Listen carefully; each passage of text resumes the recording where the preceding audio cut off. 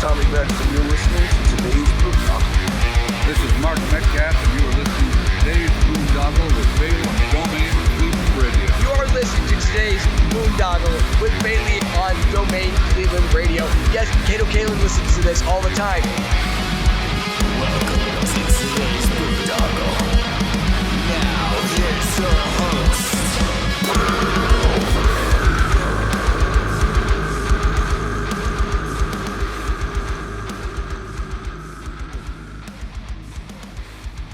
I am Monty Heath. Can I graduate? Can I I'm gonna give you 100%. I've been crawling in the dark, looking for the answer. What's going on, everybody? It's Bill Bailey with today's Boondoggle, and I'm here with Mikey Screams of the band Who They Fear. What's going on, Mikey? How you doing, man? I'm doing good. How are you doing, man? Good, man. I looking forward to having this conversation with you, man. I'm getting newly familiar with you guys, and was really enjoying some of your stuff earlier today, getting ready for this. But when I have people on for the first time, I like to go like way back. So when you were little, Mikey, screaming a whole different tune, do you remember what you originally wanted to be when you grew up? So I pretty much my whole life really wanted to get deep into football and kind of be like a football player. Just as time went on, I had a really weird accident happen where I messed up my back, and I kind of left football because of that. But it was pretty much like I did football for like 11 or 12 years. So that was pretty much what I wanted to do. And then after everything that happened, I just somehow got into music. And here I am. Nice. Yeah. I was watching some of your music videos. I see you're a bigger structured guy too. So yeah, I could see the football thing, but I'm sure it'll come in handy when like promoters are like shorting you guys on cash when you're on the road or something though, right? Oh yeah, I mean, I intimidate some of them. I'm kind of just like a walking brick house. So like if I need to get mad, I can. I'm very nice. Like I'm very like friendly and kind. So as long as they do their job, there's no issues. It's when they don't do their job that I'm like, all right, I need to step in for a minute.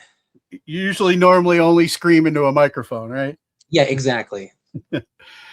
And then let's go back to like when you first started hearing like music caught your ear around the house. Do you recall like some of your earliest memories on what was played? Yeah, I mean, my family's very big on 80s, so I definitely grew up with like more of like the rock and like hair metal 80s music. But then I also grew up around, the first like 2 albums of Linkin Park, Breaking Benjamin, Disturbed, stuff like that.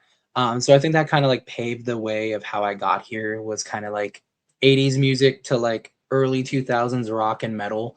And then that's pretty much what my whole household, honestly, it still is. It's just that's what my parents listened to, and then my sister. So I kind of like gravitated towards it. Now, I know you were talking about like kind of like football was your thing at the time, but was there like, I don't know, after practice, like singing in the shower, was vocals kind of like there in the background? Yeah, I mean, so my great grandmother was a professional singer. She used to go to bars and nightclubs and stuff and sing all the time back in the 70s, 80s. So she kind of like got me into singing growing up, but I never actually gravitated towards being a musician. I kind of just did it because she did it. So, early Dance Gavin Dance to Sleeping with Sirens, Pierce the Veil. When I actually sing, which none of my music I sing in, I always scream. But when I actually sing, I have like a higher voice. So it's way more of like a whiny, emo, higher singing voice. So I would always just gravitate towards that. And I mean, the shower is the best place to sing. So of course. Yeah, for sure. Or in your car by yourself, but then you look like a maniac at the red light sometimes. So those are my favorite videos to see. You think you sound great, and then it plays back the video and they sound like trash. Yeah, those are my favorite. Yeah, yeah. And I'm glad you mentioned Dance Gavin Dance. I become friends with Matt Mingus, the drummer for that band. And yeah, they put on an incredible show. Um, now, so were you like, was playing as a musician or in a band, like, was that kind of something you did, but, besides football or after the football injury, that's when you took that turn? So it took a while before I got into music. After football and everything that happened, because I'm 29 now, everything ended kind of when I was like, like 17, 18, 19. So I didn't get into music until like 4 or 5 years ago. So I'd say that like there was a pretty decent gap between the two.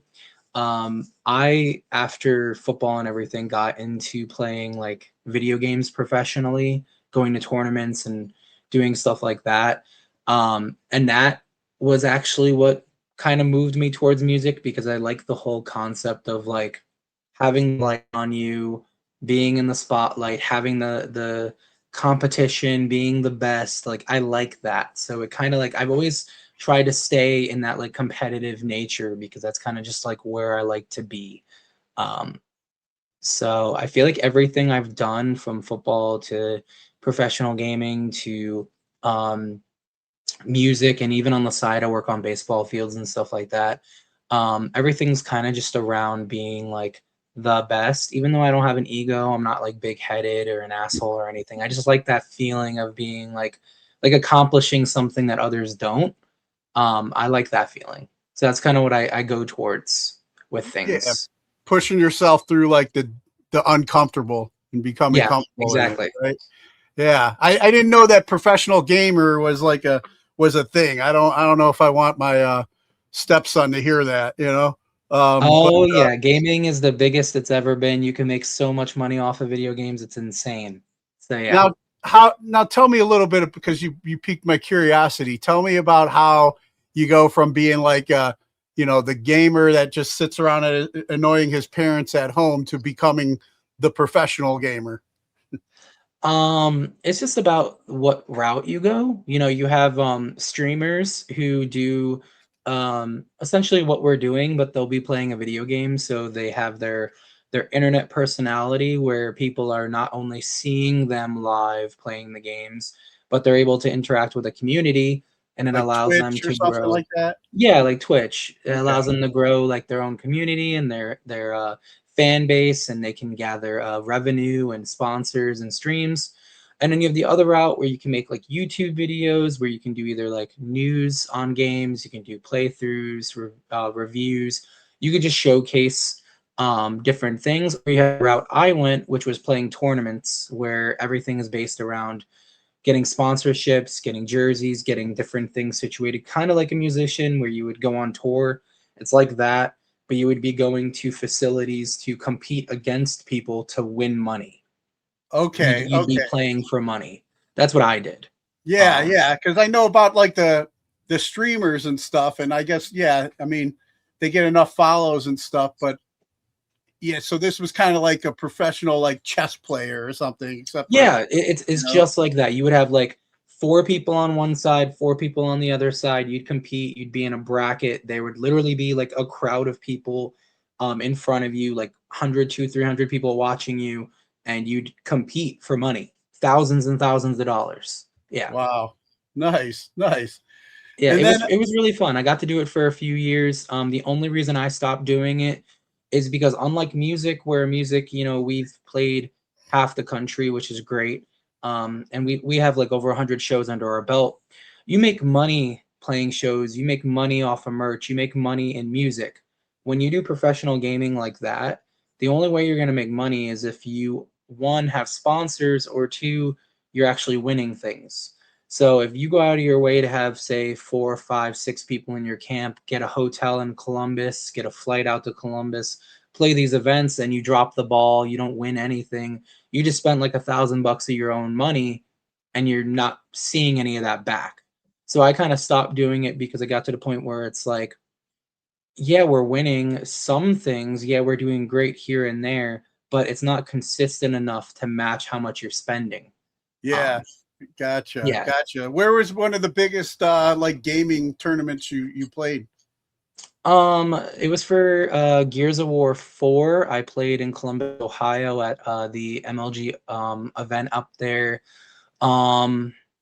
It was a long day. It was broadcast on live television and everything like that. It was pretty cool. I got to play in a few brackets. We did pretty well. We didn't go too far because we were playing like literally some of the best in the entire world. People from Mexico, people from overseas and stuff like that. But it was pretty cool. It was a great experience. That definitely helped push me towards becoming a musician because I liked that whole like you're sitting there, you're sitting there, and I'm just sitting here playing my game, getting ready for the event, and I look over and I see like a fucking 1,000 people sitting out there in the crowd. It's like I like that feeling. So Yeah, yeah. So then like while you were doing that, when did music kind of come into the picture then for you? So I was doing that around 2016, 2017, and around that time I started going to more like concerts, more shows. And like the beginning of, well, I don't know if it was the beginning or middle of 2018, I started doing like getting VIPs for all my favorite bands so I can meet them. I could kind of have conversations with them and just understand how they do things and how they operate. And it was, I think the album's called Broken or something like that from Memphis Mayfire. And at the time, I was just, that was my favorite band ever. Didn't care about anything else. It was them and Ice Nine Kills. I was just obsessed. And I got VIPs for both of them. I was able to go meet them, talk with them. I have all of their signatures tattooed on my leg. And it was just like an experience to be able to sit down and ask questions, have conversations, understand like who they are, why they've done this for 10 plus years, why it's beneficial for them, how they were able to like chase their dreams. And then getting to see them play, a 2,000-3,000 cap room that is sold out. It was just this feeling of like, I want to do what they're doing and I want to be who they are in my own way. And from that point forward, I went and instead of capitalizing on singing, which I've done my whole life, I went and learned how to scream. Spent like 2-3 years of lessons learning how to scream properly. And in like 2021, I made this band. 2022, we actually started dropping music. And then it's just been uphill from there. So yeah, so then so you basically put this band together yourself. During COVID, yeah. Yeah, I was gonna say like you decide you go there, you do like the basic like on the job interview with some of your favorite artists and pick their brains, and then you put together a game plan. Still that gamer mentality, I guess. You're strategizing, how to put your team together, and then you start going to find your guys. And then what was it like when? I mean, was this what you were doing during COVID, or did you already have a team established and then all of a sudden COVID came? So during COVID, it was just me and my buddy Gabe, and we made an EP together, and then we released the EP all independently. And we found a drummer, another guitarist, and a bass player because of that. And then Gabe left, so I found another guitarist to replace him. And then we remastered the EP with the 5 members I had at the time. So we kind of like created a band during COVID from scratch. We created our own EP from scratch, and then we went to a professional studio, got it remastered just so it sounded better. And then we played our first show like summer 2022. And it was cool because like while a lot of people viewed COVID as a negative, I viewed it as a massive positive because that stopped for the first time ever, it pretty much stopped the music industry enough that I could kind of like take advantage of it and wiggle my way in. And like, it's funny because like, we're not massive. We're not like the biggest band ever, but at least in our scene, in my mind, we're the biggest like local band or biggest small band in Maryland, in my opinion, right now. Outside of Dead Eyes, there's like no one even close. Um, and I just say that from facts, from numbers. I don't say that with like any ego or anything like that. If anyone sees this, and I'm open to discussion if anyone disagrees, but I haven't seen it yet.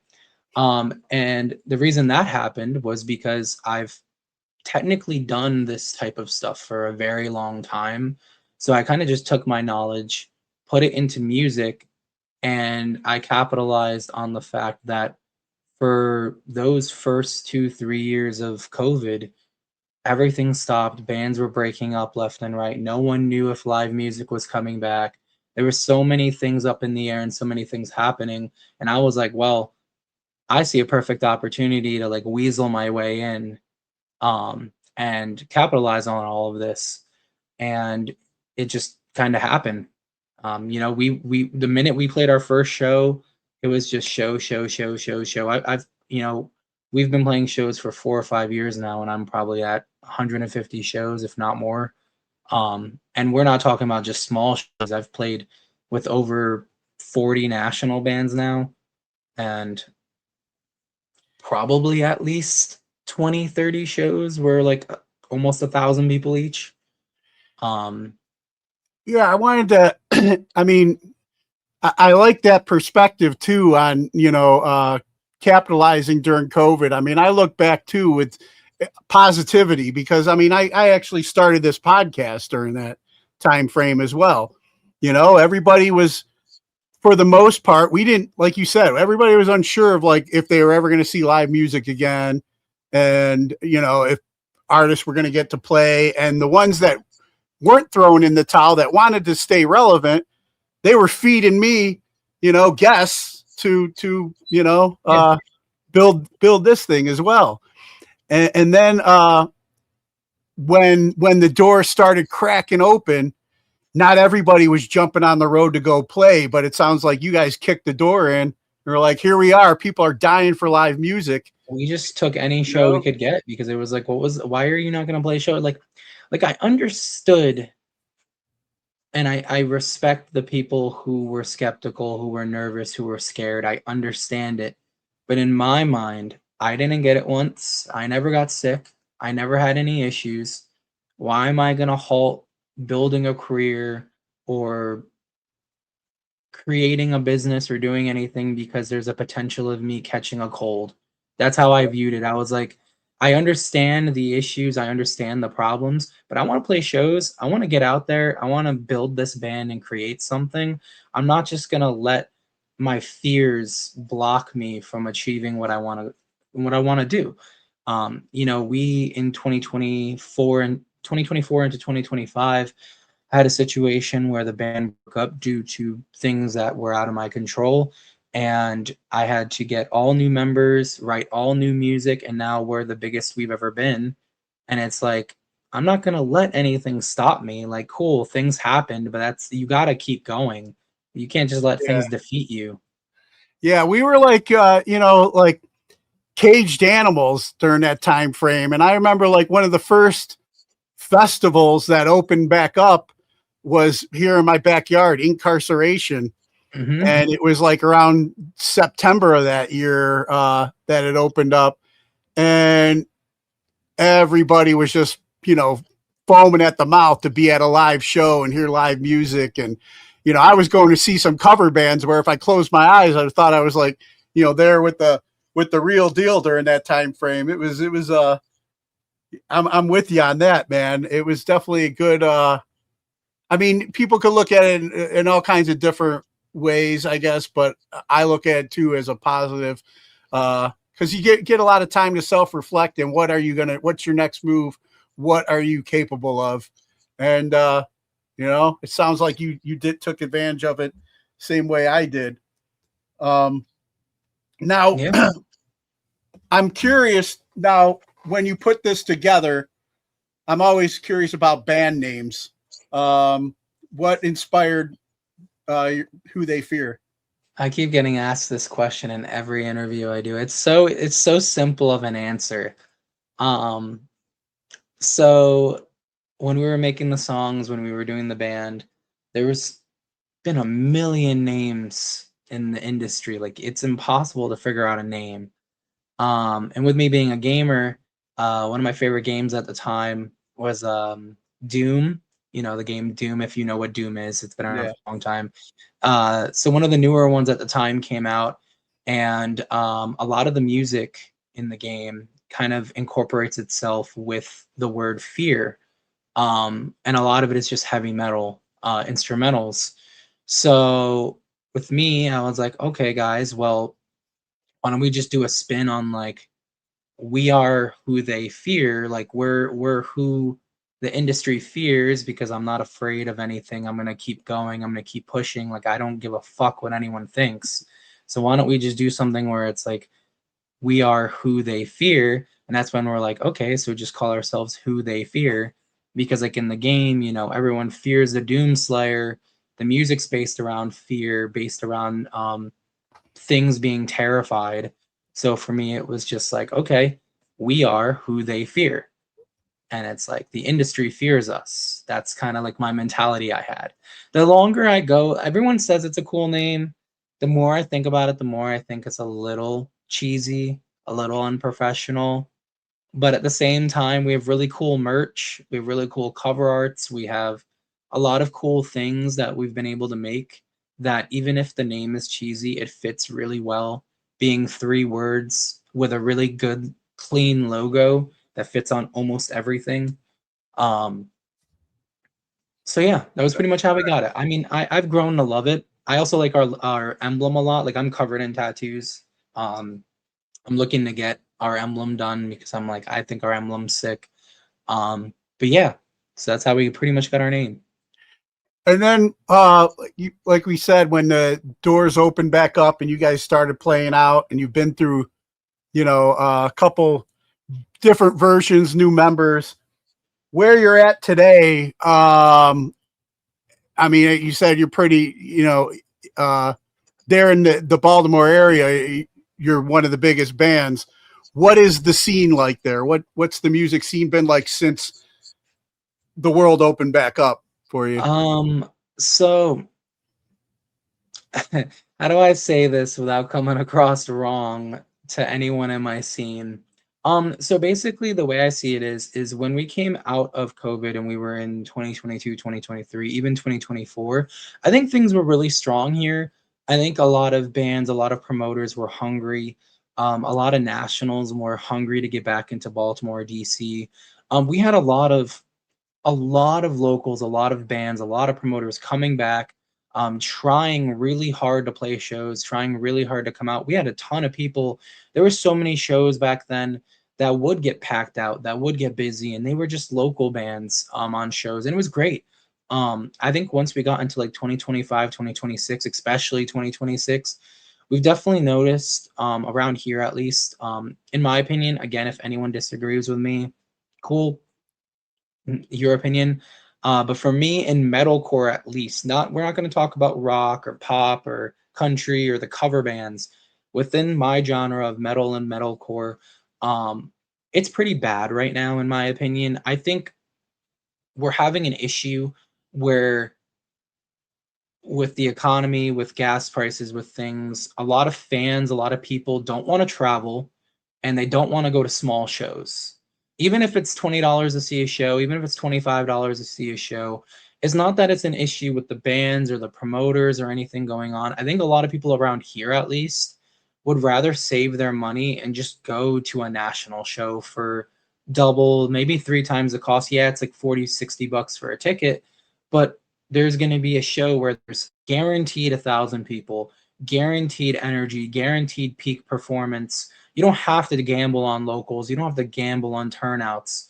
So I think a lot of people around here, at least, are gravitating towards only going to big shows and not supporting the local scene, which thank God I'm technically like still local, getting regional. I'm kind of in this in between that, like, right now, if I don't want to play a local show, I don't have to. I can go anywhere and make 250 to 400 a night and play a show. I don't need to play local anymore. But anyone that's brand new coming in trying to build their band, I feel so sorry for, because like I just think that at least in Maryland, like Pennsylvania is amazing. I think Pennsylvania has a really, really strong state when it comes to Pittsburgh, Philly, Harrisburg, things like that. Like I think they have like a lot of great bands, a lot of really good up and coming bands or bands that are already established, and some great venues. When you come to Baltimore, it's like all the promoters have been around the corner for 20 years. They're kind of burned out. All the new promoters coming in, there's not enough venues left that want to support the music, because why would they, why would they bid on a metalcore show when they can just throw 3 cover bands in there of like 2000s music and get 100, 200 people easy and pay them nothing? It's like the scene around here, at least in my mind, is one of the worst I've seen in the past year of all the states I've been to and played, just for the sole fact that I just think we have this like weird stigma going on where people would much rather go to Soundstage or Nevermore than support any local show. I mean, I see that here in the Cleveland area too. It's just like it seemed like you said, the economy is definitely playing a role, but there was such rich history there in the Baltimore area too, of like punk and hardcore, coming from that scene. So it's sad that where we're at today, but I think like a lot of times during hard times, like I would say experiencing right now, that's when the most aggressive music comes out of. People get pissed. And so hopefully there's like going to be a renaissance or something soon out of this, but I don't know, with AI and everything like that, it seems like creativity is being killed. It depends on the genre, because I do still think around here like deathcore, hardcore, punk, indie can do good with the right marketing. It's not as hard as metal and metalcore. I do think like the roots of the scenes around here still thrive in kind of an underground way.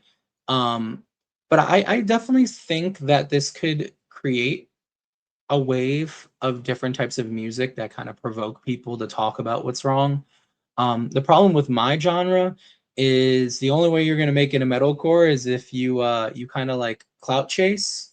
So if Bad Omens or Dayseeker or Sleep Token or Beartooth or Falling in Reverse or whoever in our genre is the biggest band, 9 out of 10 times you're going to copy them or you're going to take influence, because that's the only way you can make it now. So it definitely is just like the genres are all over the place, at least around here, where you kind of have to pick a lane and you have to be smart about the lane you pick. Like even mixed shows kind of suffer from time to time around here, because people are like, I don't want to see either a rock band with a metal band, or I don't want to see a deathcore band with a metal band. So like, gotcha. It's interesting. Yeah. Now let's talk about some of your music. I was checking out the single Visions with Patient 67. Tell me a little bit. Now I don't even know who Patient 67 is. I didn't really look that far, so you have to explain what that is. They're amazing. You should check them out. They're actually a really big band over in Australia. Okay. How did you connect with them? Was it So funny enough, I've listened to them for a very long time. I reached out to them about 3 years ago to feature on our last EP. It was a song called Equinox that we released. But at the time, we just decided that it wasn't worth it, because we just had way too many things going on within our camp, which led to, everyone broke up. So it just didn't work out. And then when we were doing these new songs, Visions to me is my favorite song we've released so far. And it's obviously our most popular song. And I reached out to Tom and I was like, hey man, like, would you like to do like a feature, but can it be like your whole band? Like, I want to do a band feature. Like, I want to do the, I don't even know what it's called on Spotify right now, but we did it in a way that the song pops up on their Spotify so that we get more streams, so that their fans see it, so that the song can get more exposure than it would. and it worked out really great. You know, it's getting close to 100,000 streams. With Tom, he's just a great guy. We just reached out to him, and he was just like, "Yeah, man, let's make it happen." Like there was like really not a lot that went like behind it. It was just like, "Hey, dude, I have this song. You want to check it out?" He thought the song was sick, and we just made it happen. So it It was was like pretty one cool. of He just kind of opened up my DM. was it kind of like one of those like if you like this band, you'll kind of helping you guys get obviously more recognition in Yeah. with their fan base and stuff. So it was a good kind of another strategic move, basically. Well, the thing about the features, right? Because on our we're on our first EP back right now. On our next EP, we're gonna have a lot of features. The thing about features is that as long as you do an artist tag, it pops up on their Spotify. So if you go to Patient 67 right now, it's on their Spotify as a Patient 67 song, even though we released it. So that literally everybody on their fan base, on their Spotify, on their YouTube sees the song. It like autos streams for us basically. So if they have like 100,000 100,000 monthly listeners, 100,000 people are going to get a notification that Patient 67 just dropped Visions. That's kind of how it works. And that's why we're like, we kind of need to work on doing more features because it helps get you streams. Yeah, I gotta get in this. I wonder if they do that with podcasts. I gotta get into some featured podcast collaboration. Yeah, I mean, if you do podcasts with artists, and it gets uploaded to YouTube or Instagram or anything like that, there's a way to collaborate with people that if they have a strong following on YouTube or a strong following on Instagram, you can just collaborate and it pops up on their page for all their fans. Nice. Yeah, I'm a 53-year-old man. I'm learning this technology now. I'm like retired military. I have to hit my daughters up for like social media tips and everything. But this is just kind of like my I guess my next chapter in life. It's more of like a hobby, but it's been very rewarding. I've definitely, like I said, during COVID, gave me something to do that now I love doing this and getting to meet new artists and hear their stories and learn from them.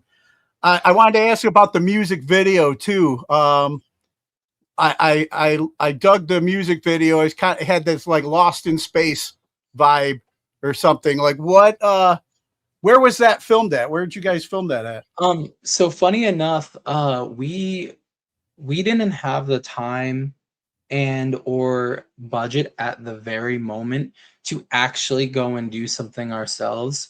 So we did a lot of research and we reached out to a filmographer who kind of had his own movies that he made, and was like public film that you could use. And we're like, hey man, we saw that you did like a video shoot of an astronaut walking in like a canyon. Or like, do you have that footage and could we like use it to make a music video? And he's like, yeah, man. So he kind of collaborated with us and let us use his like independent movie to make that music video. So like, we're not actually in it or anything like that. He was just like, hey, I have this film that I made as an independent like filmmaker. Would you like to use it? And we were like, yeah, we would love to use it. So it's like a public how domain, and then you could hit him up, and then all you needed was just his permission. Yep. And just as long as you tag him or whatever as Yep. the artist. Nice.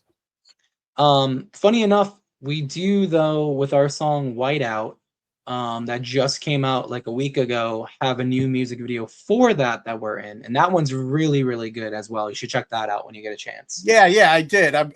Oh, you did check out Whiteout as well? Yeah. You're jumping ahead of me. But, I'm just letting you know. No, I know. I'm just busting your chops. I'll definitely want to get to Whiteout. There was a couple other singles that I was like, I had you guys on shuffle, and there were some songs that caught my ear that I wanted to. I was curious about. Like I liked Parasite. I think that's going back a little bit, but tell me the inspiration for that song. So the funny story behind that song is that song is listed as like the first song we dropped on our pages, and it's not.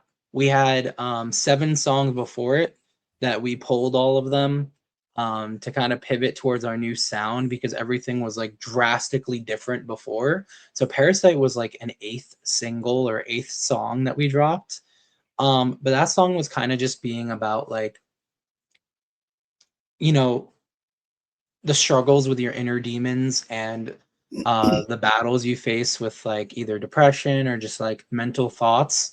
So when we made that song, that was kind of like the inspiration was kind of like going through creating a band from scratch, having to do, you know, the 7 songs prior to that all kind of independently, and then going to a studio and all the member changes. And it was kind of just like a song about like the struggles of everything we've been through over the past like year or so at that time of doing all of this and having to like face our own demons. That song's great. Our music video for that way back in the day did really good. But again, that song's so old that it doesn't even sound the same. Like it doesn't even sound like the same band if you listen to our new stuff.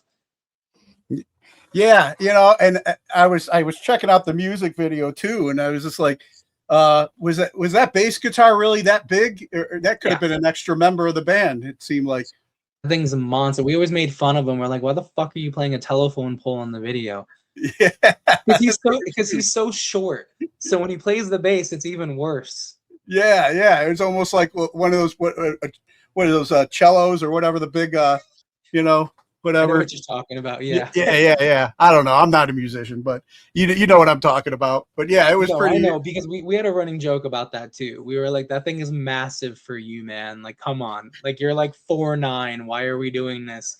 And it just with the on the video, it just like definitely like stood out even more, you know. So, but it was I dug the song. I did dig the song, and we did everything for that by ourselves. Music video, song, like everything was independent. So it was pretty fun at the time, doing everything for free. But it definitely shows its age. And then another one that I liked was Backstabber. Talk a little bit about Backstabber. Oh, Backstabber, yeah. So that song, it just reached 20,000 streams today, which is awesome. So that was our first song back after we had a year hiatus. That song's really simple. When our band broke up, it was because our drummer stole over $1,000 or so from us, and that's what broke up the band. Is we played some of the coolest shows ever with Crown the Empire, Secrets. We were just playing like back to back awesome shows, and then he just decided to just take all the money, and we had issues already to begin with, and then he took all the money, and then we had even more issues, and it just was like all these years and months of grinding, and then he just takes everything and throws everything away. So Backstabber was pretty much kind of, with it being our first song back, with me kind of just finally like saying everything I needed to say about him and what he did and laying it all to rest. Like, I don't care anymore. I'm not bitter anymore. Yeah, that was your closure, right? Yeah, it was my closure. It's like whatever happened. I moved on. But that song was me just like getting it out. And like I said, it hit 20,000 today. Everyone loves it when we play it live. I think it's a fantastic song. It's one of my favorites. Funny enough, that has a different clean singer on it than all our other songs that we've been doing, because we had my buddy Trevor join the band, and then he ended up having a lot of family issues come about that he had to leave right before our first tour back. So I picked up a new singer guitarist, and he's done all the vocals since. So one day, probably soon, we'll be remaking it with the new clean singer. But for now, we just left it as is. But yeah, I love that song. Yeah, I enjoyed it too, and I liked. I don't know what it is with drummers, man. We had some similar stuff happen here in the Cleveland area, with drummers just taking all the money, and I hope he spent that $1,000 well, because you guys are back at it, killing it, and I'm sure have made made it up. I don't know. It would have been nice, but oh well. Hopefully, it was put to use and not wasted. Yeah, exactly. And now let's get to the latest single, Whiteout. Tell me about Whiteout. So Whiteout's awesome. So we are all big fans of Era. I have like a Era tattoo back here. Um, and the big thing about Era is like pitch harmonics, crazy riffs, just like really good instrumentals. So when we sat down to do Whiteout, we were like, do we really want to have a song that's like super different from the other songs on the record? Or do you want to stay in our lane? We were kind of like, nah, fuck it. Like, who cares? Like, let's have fun with it. Let's make a crazy song. So once we wrote the instrumentals, we were like, what do we need to like do with the lyrics? How should we write this? And we wanted to change it up. You know, normally we're writing like actual poetry or storyboards or writing like actual scenes with like words that you'll actually understand, sentences that kind of tell like trauma or things like that. With Whiteout, we didn't want to do that. We wanted to go and we wanted to use like different wording on sentences, different wording on things. Whiteout is kind of like being kind of like quote unquote the black sheep within the industry. Like you're being written out. Like people don't want you to succeed. They don't want you to get big. They don't want you to have a platform within the music industry. So like Whiteout is just the concept of like, you know, here's a piece of paper. Oh, who they fear. I'm gonna white them out. Now they're no longer in the industry. That was kind of like my concept for Whiteout was like, I've had a lot of hate. I've had a lot of shade thrown at me, and a lot of people talk shit over just the dumbest things ever because we've played so many shows that are massive national shows, and the reason why we get to play them is because I sell tickets to play them. People don't like that stuff. People don't like buy-ons. People don't like selling tickets to play shows. In my mind, the only way you're ever going to get opportunities is if you prove yourself and as if you can work hard and prove that you deserve that show. I always, no matter what show I've played, I can show you a list of probably 100 shows that are big shows that I had to do something to get, and it's all worth it. And if anyone has an issue with it, I release music that's like, hey, you want to white me out of the industry? Well, the problem with that is that I'm getting bigger than your band. So you keep talking shit. I'm just going to keep releasing music. Yeah. That's Whiteout. I mean, you're still part of that hustle mentality, you know. Yeah. I mean, back when I used to be a concert promoter here in Cleveland before social media, it was like, you know, you would have to book the venue, you get the bands that you want to play on there, you put together like a little flyer, cut and paste with the band logo, run it up to Kinko's, you know, make sure all the information was correct, print out a bunch of copies and put it all over the scene, you know. There wasn't no like you know, oh, set up a Facebook invite or event. And then, you know, 9 times out of 10, just because they say yes, don't mean they're going to show up. You know, you have to hand out flyers. You hand out the flyers, but at the same time, like you said, if somebody's giving you money and taking a ticket, you know they're going to show up unless they're just like making a donation, you know, or whatever. But either way, you got all the the time. money. I'm like, don't be afraid of will call or selling tickets to play, because then you can guarantee that they're going to be there. And if they aren't, they already gave you their money. So fuck them. Like, yeah, exactly. You know, you don't have to worry. You already have their money. So if they don't go, you still have money. Like, but you know, if they made that financial commitment 9 times out of the 10, they're gonna, I want my money's worth. I'm gonna show up, and then you'll have, you know, more heads there in the crowd. So yeah, man, I like that. You know, a lot of people frown upon hard work these days, so they're gonna talk shit about the people that aren't doing are gonna talk shit about the ones that are doing. So is what it is, man. Always. But that's kind of like the music video as well. If you saw the music video, you know, we wanted to be very industrial, very kind of like hardcore to a point to where it just kind of has like energy and anger, but it also has that like lightheartedness to our image. That's why we had like the incredible model Elizabeth, who's in Baltimore. She's amazing. We want to have a very pretty actress kind of doing these like different shots within the music video, so that while we have like the really heavy music and the breakdowns and us kind of wearing all black kind of in this industrial area going hard the entire song, we have this very attractive female kind of doing like different things, different silhouettes and things to kind of shake up the vibes a little bit so that it doesn't lose that like who they fear feeling, but we can kind of make it feel a little aggressive while also having like lightness to it. Yeah. That's kind of where we went with the video, and it turned out amazing. The Brendan, who does our videos all the time, he's done almost every music video except for Sleepless and Parasite because those were like independent. He's never missed. Hollow Tide, Equinox, Whiteout. The guy is phenomenal. He just kills it every time. Nice.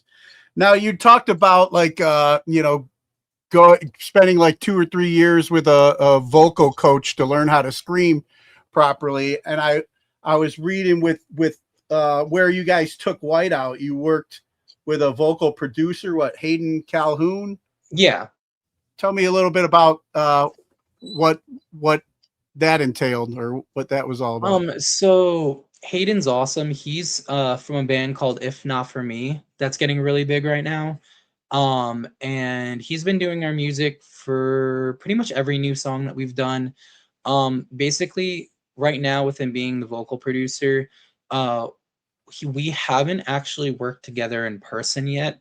We do everything remotely, but it's pretty much like we'll track everything, either my house or Connor's house. And then we send it to him. We kind of get like notes, we get feelers, we get like vibes, and kind of just like get his opinion on things. And then we kind of create a first mix of the song around the instrumentals and the vocals, and we go from there. Like we just 2 days ago retracked the final song on our record because we were like, we can do so much more with this. So we sat back and redid all of it. But he's pretty much like the main reason our songs sound so good right now. He does all the mixing, all the mastering. He's kind of just making sure that like everything sounds cohesive, everything sounds professional, and we just like don't fall on our fucking face. That's kind of like what he does. Gotcha. Now you were talking too about like,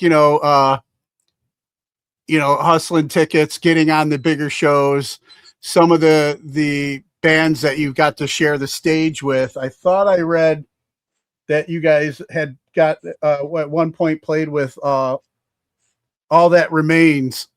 It was a month ago. Oh, it was okay. It was a month ago. What was your interaction like with Phil? So everyone in their camp was awesome. I know Phil has very questionable takes on things, and I know he can be very stiff army about stuff, but it was still a really good experience. Their whole crew, from their touring management to the members of the band, were super friendly.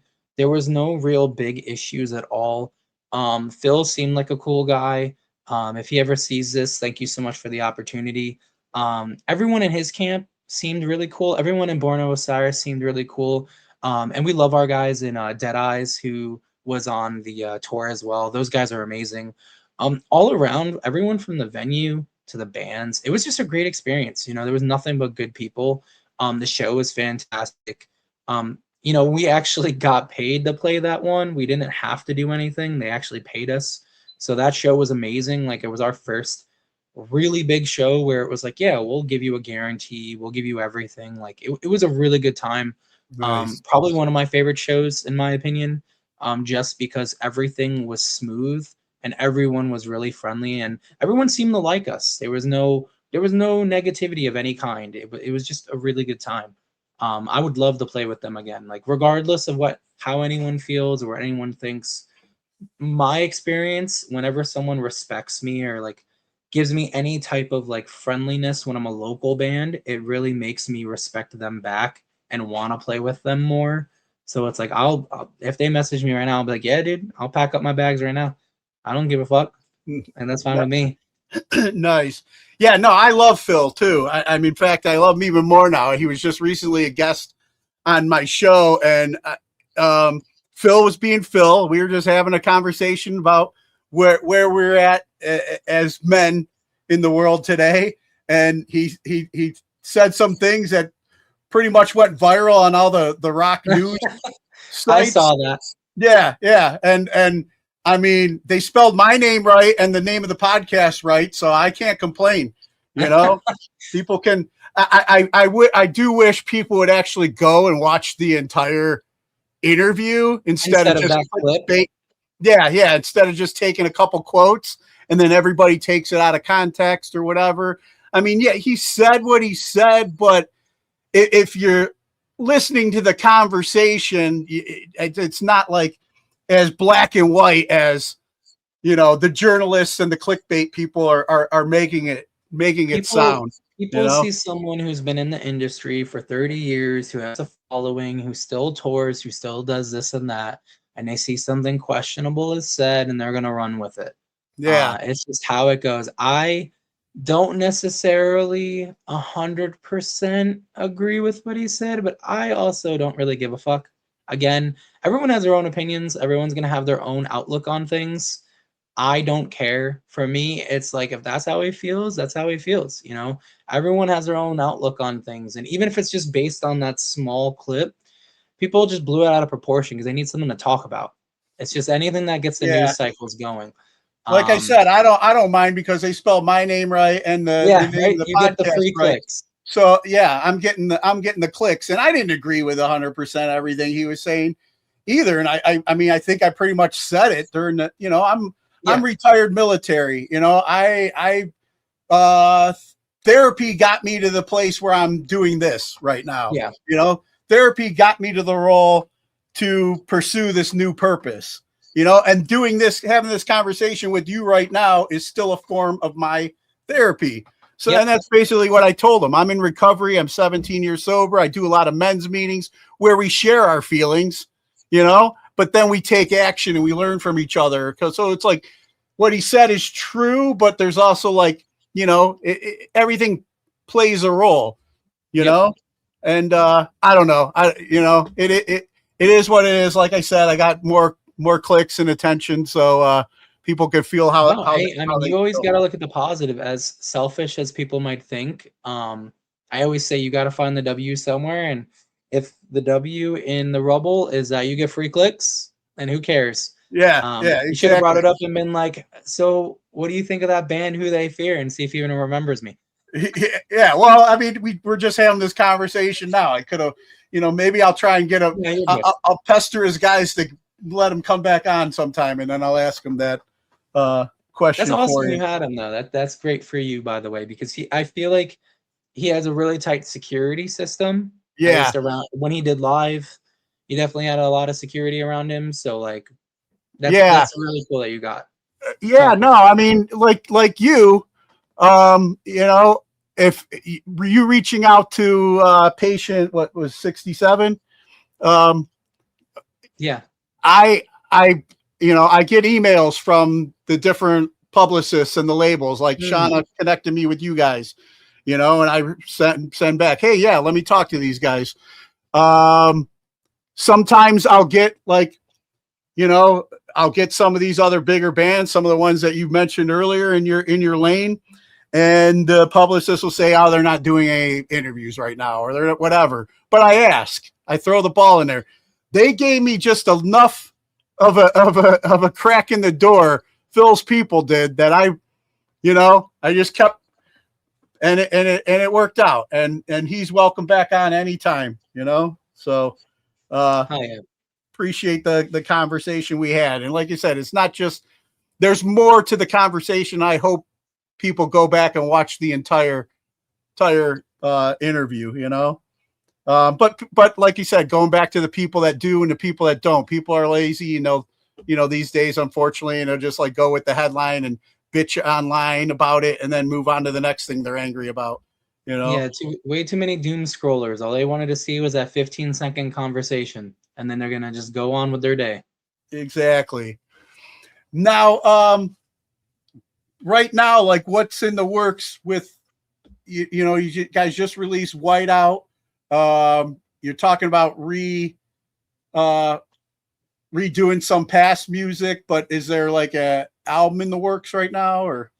Yeah, so I don't mind sharing this stuff with anybody. We're still a small band. A lot of people would be like, "No, hush, hush, keep it to you." My label will probably say the same thing. But for me, I'm like, I want to do any type of hyping or excitement or publicity I can. So we do technically, quote unquote, have an album made, or finishing right now, because there are things that we want to do to clean up stuff and change stuff up. But I'm not dropping an album.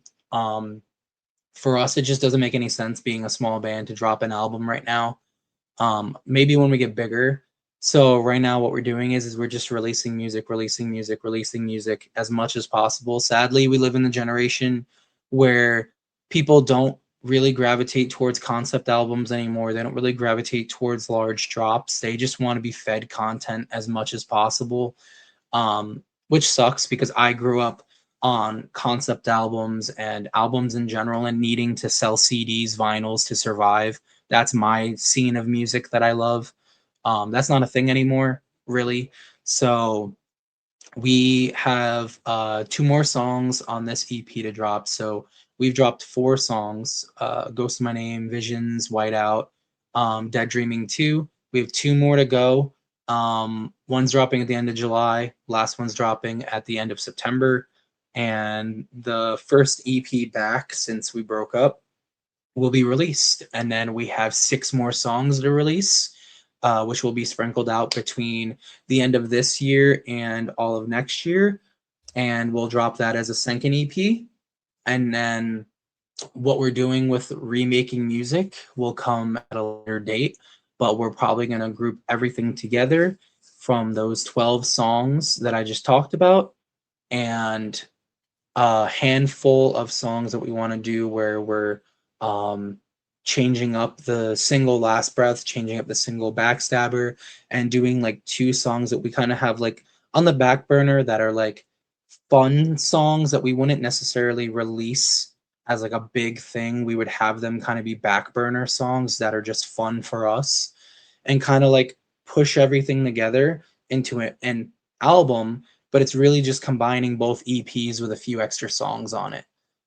So we're planning on having music coming out every 2 months for the next 2 years. That's what our goal is right now. Gotcha. And I gotta ask too, what do you guys got working with Michael Hayes from Fight From Within? So he's like my business partner in a way. I work for his company that we helped build together, Core Collective. Okay. So I book bands. I'm a booking agent. He's a booking agent. We also do management. We also just played a show together last week with Fight From Within. We've just been friends for years. He's a really great guy. Regardless of what anyone has to say about him, I think he's great.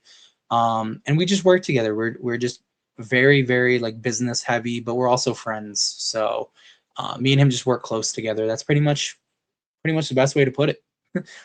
No, I love him too. You know, I've had him on, and same hustle mentality, you know.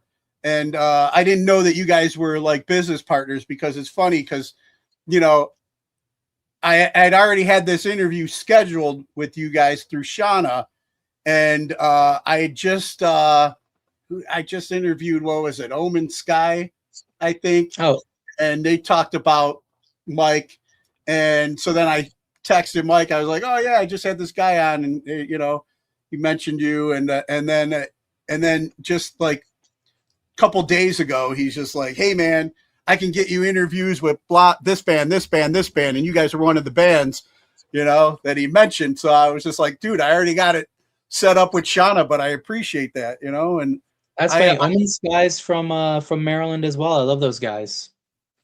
Yeah. Nick, I think, was who I had on. Good dude. And I like I said, I love Michael. I love what you guys are doing. I said anything that I can do with the podcast to help Core Collective out, I'm on board, man. We appreciate that. So good to know that you're one of his business partners. I had no idea it was like that. So cool. And then I'm talking to later on this evening members of Remnants. Oh, nice. Those guys are cool. I'm in the middle of booking them a tour right now. Those guys are great. Oh, nice. Yeah. And then before we get ready and wrap up, I want to ask you a couple of questions that I normally ask my guests that I have on here. we talked a little bit about some of the music that influenced you along the way, but who are your top 3 artists that you're listening to today? So because we're writing new music and we're working on the rest of the songs and finishing them off, I would say my top 3 artists right now that's helping me with recording and helping me with everything that I'm listening to a lot is probably Dark Divine, Bad Omens, and Wage War. Yeah, I'd say probably Wage War. I say those 3 are probably my top ones. If not Wage War, the first 2 albums of Ask Alexandria. So Nice. And then what class do you feel should be mandatory before graduating high school today? driving. I hate drivers. Yeah, I would say driving. I think everyone in Maryland needs to go back to a driving class. I think no one knows how to do anything. Yeah. When you look back, once again, talking about the positivities during COVID, less people on the road. I miss that. Miss that so much. We used to camp all the time because campgrounds didn't close during COVID. So we would be traveling the campgrounds and the roads would be dead. And it's just, I miss it. I miss it. It was beautiful. Yeah. Yeah, for sure. And then who are 3 people who've inspired you and you can credit for making you the person you are today? I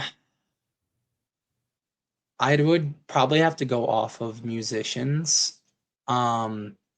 Because right now my whole life is music. So I'd probably say Maddie Mullins from Memphis Mayfire. That's like how I learned how to scream, how I learned to do anything on stage, how I learned how to be a vocalist was just hours of researching him because he's always been someone I've looked up to. And then for 2 other people, oh God, I want to say that's like the main one. I might get flack for this, but I've always been a huge fan. Not as much these days, if that makes this feel any better. But like a big reason I'm covered in tattoos everywhere and stuff. I've always been a really big fan of like Franz from Attila. I know people don't like him. I know people have their issues with him. But at least from that like 2016 to like 2019 gap between the, if you can see it, if it doesn't blur it out, it's going to blur it out. I have the Chaos tattoo here. So from that album to the album Villain, the way the band, not necessarily him as a person, just the way that the band and the way that his image and things were at the time, where it was just high energy, giving no fucks, not caring if people liked them or not. He was covering himself in tattoos and just that mentality of like, I don't care what anyone thinks or says or does. Like, I like that. And I feel like that's kind of like something that's helped me. You know, it made me kind of want to get covered in tattoos and made me kind of want to not care about what people think about me or my music.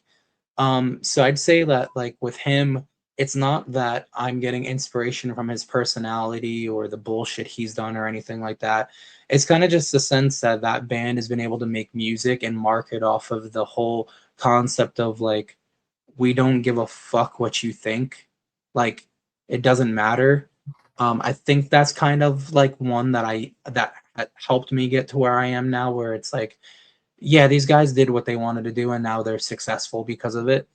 And then I think the third one would probably be like Rory from Dayseeker, because you know I used to see them all the time. We got to meet them at Warped Tour 2018 before they got big, and seeing him go from you know, the, what is it? It's like Dreaming is Waking and Waking is Rising album to Sleep Talk to the album after that, and then the new one, which the new one, like one of my favorite albums.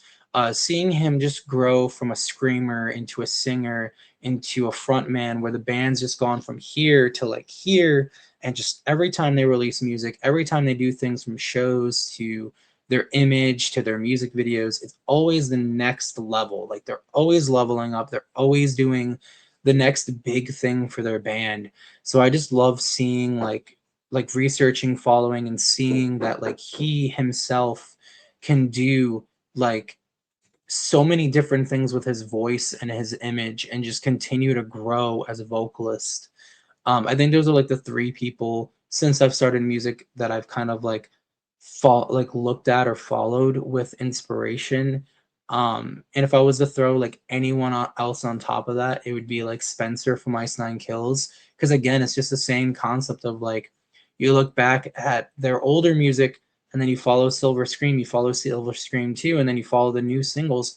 It's like no matter what people think about Ice Nine Kills, no matter what people think of him and what he does, that band just continues to release better and better and better music. And they're, you know, selling out arenas, they're touring with Metallica, they're doing everything under the sun. And this is just a metalcore kid that wanted to make music. And it's like, I just like following and looking at vocalists that achieve their dreams and don't let anyone kind of dictate what they can be or what they should be. Like they're just doing their own shit and getting famous off of it. And those are kind of the people I gravitate towards. Nice. And then any message you have for our military members currently serving overseas? Oh man, I just wish you guys the best of luck. I could never do that just because I just feel like it just takes so much. Like you guys like are crazy brave. I could never do it. But I do hope that all of you get back to your families, and I hope everything is like going well for you over there. I hope nothing bad happens, and that at the end of the day, I hope you guys are proud of what you're doing, because I know all of us are. Awesome. Mikey, man, it was good talking with you, dude. Good conversation, man. For anybody out there that might be new hearing about Who They Fear, want to check you guys out and support you, where would you send them? So they can go check out our Facebook, our Instagram, our YouTube, our TikTok, or our Spotify. We're on all streaming platforms. We play shows all the time. We'll be going on tour this fall. We just have like, we're everywhere. You can find us on anything. So if you give us like any chance to check us out and see what you think, feel free to reach out to us and let us know like what's your favorite song, where you would like to see us. We're very friendly, so we love to talk to new fans, new people. So really, they can find us anywhere they want. Yeah, I know Fight From Within's been building a following up here in Cleveland area, so hopefully you'll see you guys up here. Oh, you definitely will see us in Ohio. Awesome. We've already played there before, so I'll gladly be back. Nice. Awesome. Well, great talking with you, man. Thank you. Yeah, man. I hope you have a great night. You too.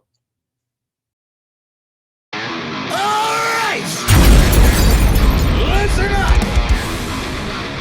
Hold on to your seats! Grab your girls, grab your beers! Hey everybody, this is Charlie from Anthrax, and you are listening to today's Boondoggle. This is Mark Metcalf, and you are listening to today's Boondoggle with Bailey on Domain Cleveland Radio. You are listening to today's Boondoggle with Bailey on Domain Cleveland Radio. Yes, Kato Kalin listens to this all the time. Welcome to today's Boondoggle. Now here's your host.